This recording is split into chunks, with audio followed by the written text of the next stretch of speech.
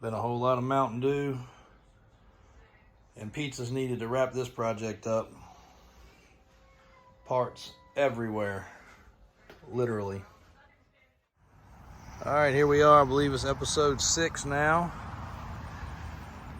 A little bit of progress has been made. Unfortunately, our decal and wrap guy got under the weather, but he came through today finally to get us finished up. Well, not finished up, but closer. Enough we can put the door handles on. You wouldn't believe one thing would hold things up so much, but the wrap had to go inside of the door handles to do it right.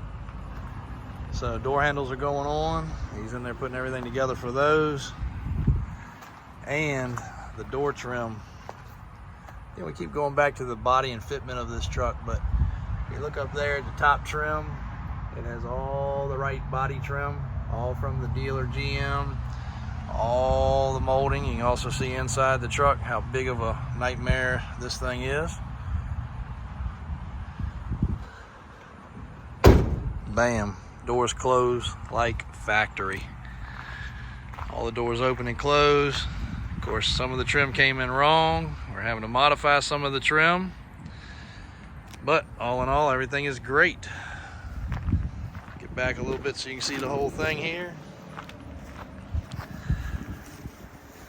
This project has taken a lot of after hours, late nights, a whole lot of pizzas and Mountain Dew and favors. But next stop is the off-road shop. Daniel and Brian have made space for it. Brian's already started working on the custom steps for the side, which have to be much longer than normal. We have got parts rolling in almost every day or being made almost every day. We got diff locks for the front and the back.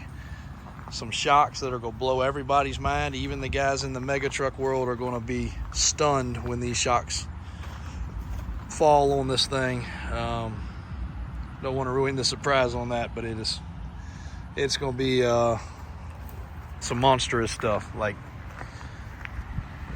don't even know how. I ain't gonna give it away. You'll see soon enough. But we did unveil. Obviously, it's getting the compound turbo, twin turbo, what everybody wants to call it, 24 valve Cummins. We're getting ready to pluck that out.